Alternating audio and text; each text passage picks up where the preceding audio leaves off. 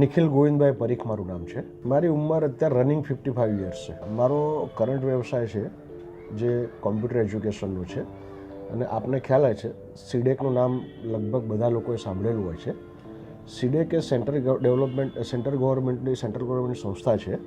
એનું full form છે centre for development of advance computing. એનું ઓથોરાઇઝ કોમ્પ્યુટર ટ્રેનિંગ સેન્ટર મારું વાસણા એરિયામાં ચાલે છે. છેલ્લા 35 વર્ષથી હું કોમ્પ્યુટર એજ્યુકેશન ક્ષેત્રે અને એ પણ ભારત સરકાર માન્ય સર્ટિફિકેશન કોમ્પ્યુટર વિદ્યાર્થીઓને બાળકોને મળે એ ક્ષેત્રે હું કાર્યરત છું. દુખાવામાં એવું હતું કે એ વખતે હું હિતેશભાઈ સાહેબને ત્યાં ગયો તે પહેલાં ઘણા બધા ઓર્થોપેડિક સ્પાઇન સ્પેશિયાલિસ્ટનો મળેલો હતો. એમાં એ લોકોએ કીધું કે L4-5માં તો કંઈ તકલીફ છે અને પછી એ લોકોએ MRI કર્યા પછી કીધું કે તમને બાય બોન L4-5ની નીચેની જે ગાદીઓ હોય મણકા વચ્ચેની છે જ નહીં. હા, એટલે એ લોકોએ કીધું તમે સ્પોર્ટ્સ પણ રમી નહીં શક્યા. મેં કીધું આખી જિંદગી સ્પોર્ટ્સ રમ્યો છું. આ દુખાવો થયો છે એટ ધ એજ ઓફ મારે એ વખતે હું લગભગ 2014-15માં ગયો હોઈશ એ વખતની ઉંમર. એટલે સમજો કેટલું થયું. એટલે એ વખતે પણ હું ક્રિકેટ રમતો હતો સાહેબ. એટલે ડૉક્ટરને બી એક મિરેકલ લાગ્યો કે આ તકલીફ હતી, ગાદી નથી મણકાઓ વચ્ચે અને L4-5ની ગાદી મારી પીસાઈ ગયેલી. એટલે નસો વેન દબાતી હતી. એટલે પછી થતું હતું શું કે હું ઊભો બી બહુ ના રહી શકું. 2-3 મિનિટ ઊભો રહું એટલે તરત પેઇન થાય. એટલે ઓર્થોપેડિક ડૉક્ટરોને સ્પાઇન સ્પેશિયાલિસ્ટના પાછા આંટા ચાલુ થાય. એટલે એ લોકો મને મેડિસિન્સ આપે એટલે પાછું થોડો દુખાવો બંધ થાય. દુખાવો બંધ થયા પછી અઠવાડિયું 10 દિવસ 15 દિવસ રાહત થાય, વળી પાછી એ ચાલુ થાય. પણ એનાથી મારી બોડી પર અલગ અલગ સાઈડ ઇફેક્ટ મેડિસિનની આવતી હતી. એક તો પહેલી વસ્તુ કે જ્યારે આપણે કીધું બ્રશ કરવા હું વાંકો બી વળું કે ટંગ ક્લીન કરવા વાંકો બી વળું કે લૂ ઉતારવા વાંકો બી વળું તો મને વાંકું ના વળે. અને વાંકો વળે તો ઊભા થવામાં તકલીફ થાય. એટલી તકલીફો થઈ ગયેલી.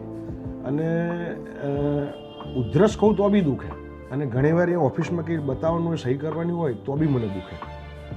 એટલું પેન થતું હતું. અને મારે લેક્ચર લેવાનો હોય. લેક્ચર લેવાનું મારું ઊભું જ ના રહેવાય. પલાઠી તો વાળવી એ એક સપનું થઈ ગયેલું એ વખતે. પણ છતાં બી મારો એક પ્રયત્ન હતો કે હું પદ્માસન કરીશ એટલે મટી જશે. એવો પ્રયત્ન બી થોડા દિવસો કર્યો પણ એમાંથી સોલ્યુશન સવાલ ના આવી શક્યું. એટલે ઇમિજિએટલી હું ને મારા મિસેસે નિર્ણય લીધો કે સાહેબને ત્યાં આપણે જઈને મળી આવીએ. અમે જ્યારે હોસ્પિટલ ગયા એ પછી તો પહેલું અમને થોડું ઘરના વાતાવરણ જેવું એ ફીલ થયું કે રિસેપ્શન મેડમે અમને બહુ આવકારથી આપ્યું. બધું અમારી ડિટેલ ભરાવી. પછી સાહેબ જોડે લઈ ગયા. સાહેબ અને જે સહાયક ડૉક્ટર, આસિસ્ટન્ટ ડૉક્ટર મેડમ હતા એમને બધું જોયું બધું. અને બહુ જ એક તો પહેલી તો માનસિક ગભરામણ દૂર કરી દીધી કે નિખિલભાઈ આ મટી જશે. એટલે પહેલું તો હું કહેવાય ને 50% રાહત તો ત્યાં થઈ ગઈ કે આ મટી શકે છે. અને પાછું મેં કહ્યું સાહેબ આમાં ઓપરેશન કરવાની જરૂર નથી ને પાછી એમ. કારણ કે બીજા બધા ઓર્થોપેડિકને મેં પૂછેલું ત્યારે ઘણા ઓર્થોપેડિકે મને કહ્યું નિખિલભાઈ અમે ખોલીને માવો ભરી દેવાનો એટલે ઓકે થઈ જાય. મેં કહું સારું આ 45 વર્ષની ઉંમરે આપણે આ માવો ભરીશું તો પછી તકલીફો થઈ શકે. કારણ કે મારા ગ્રુપમાં ઘણા લોકોને એવા ઓપરેશન કરાયા પછી એ લોકો બેડ રેસ્ટ ઉપર હતા. એટલે પછી મેં આ નહીં થઈ શકે મારાથી. એટલે પણ આ હિતેશભાઈ સાહેબને ત્યાં ગયા સાહેબ અને મેડમે સરસ આપણને કીધું કે તમને આમાં સાજા થઈ જશો. બસ એ રાહત બહુ મોટી અમને મળી જાય. ના, ડર નહોતો લાગ્યો એટલા માટે કે મેં આપને કીધું એ પ્રમાણે પહેલા જ દિવસે જ્યારે મેડમને અને ડૉક્ટર હિતેશભાઈને મળ્યા ત્યારે જ એમને 1-2 શબ્દ બી આ મટી શકે છે.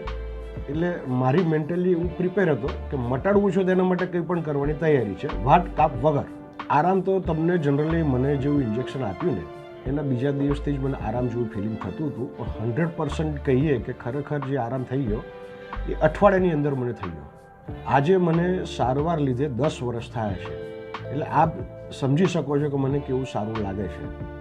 એ પછી મારે ગોડ ગ્રેસ કોઈ સર્જરી નથી કરાવવી પડી. પેઇન કિલરોના ટોળામાંથી બહાર નીકળી ગયો છું. મેઇન વસ્તુ એ છે. હા, હિતેશભાઈ સાહેબે અને ડૉક્ટર મેડમે જે કસરત મને બતાવી છે એ મારે થોડી કરવી તો પડે જ. કારણ કે મેન્યુફેક્ચરિંગ ડિફેક્ટ ભગવાને બનાવેલી જે વસ્તુ એમાં મારે ડિફેક્ટ થયેલી હોય તો મેડિસિન્સથી મને સારું થઈ જાય. પણ એને મેન્ટેન કરવા મારે થોડી કસરત કરવી પડે છે અને હું કરું છું. મારે કોન્સ્ટન્ટ ઊભા રહેવાનું અથવા કોન્સ્ટન્ટ બેસવાનું હોય છે.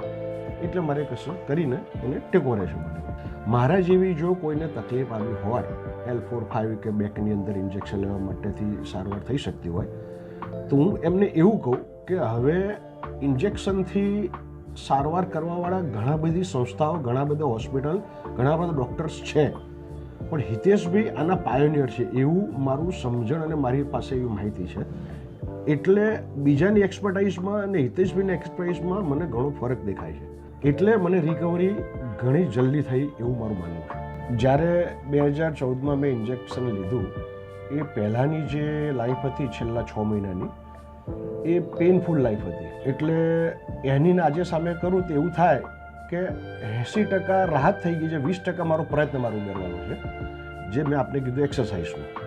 પણ મને એવું લાગે છે કે હિતેશભાઈની આ જે ટ્રીટમેન્ટ છે નોર્મલ જે બીજા આપણા ડૉક્ટરો છે એના કરતાં કંઈક મહદઅંશે અલગ પડે છે એવું મારું ઓબ્ઝર્વેશન છે. બીજું હિતેશભાઈનો પ્લસ પોઈન્ટ મેં ઓબ્ઝર્વ કર્યો છે કે વારે ઘડીએ અપડેટ થયા કરે છે, પોતાનો બી સ્ટડી કરતા છે એવું મારું સમજણ છે, યુએસ જઈને કે બધું.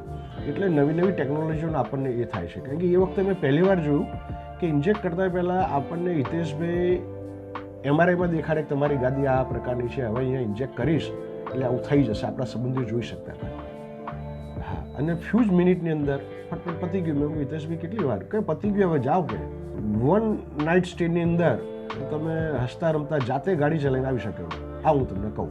મને ઇન્જેક્ટ કર્યા પછી હોસ્પિટલ જે રોકાવાનું થયું ત્યારે જે નર્સિંગ સ્ટાફ છે ને, મેં તમને પહેલાં બી કીધું, ત્યાં અમને અમારા ફેમિલી મેમ્બરો જૂના કોઈ ઓળખીતા હોય ને એવું આભાસ થતો હતો.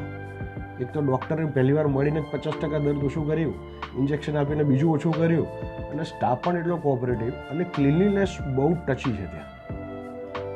આજથી 10 વર્ષ પહેલાં હોસ્પિટલ આટલી ક્લીન હોય એવું ધારવું અઘરું હતું એમ. આમ તો મારે આજે ડૉક્ટર હિતેશભાઈનો ખૂબ ખૂબ આભાર માનવો છે. I am very thankful to doctor Hiteshbhai. Hiteshbhai Patel નામ છે, એની જગ્યાએ મારે નામ બદલી કરવું પડશે, ડૉક્ટર હિતેશભાઈ વેલનેસવાલા. બહુ પહેલાં આવું હતું કે તમે જે કામ કરો એટલે પાછળ અટક આવી જતી હતી. Hiteshbhai, thank you very much for my smooth life. Thank you. Now I am living well, but more than this we can say now I am live well. Thank you doctor.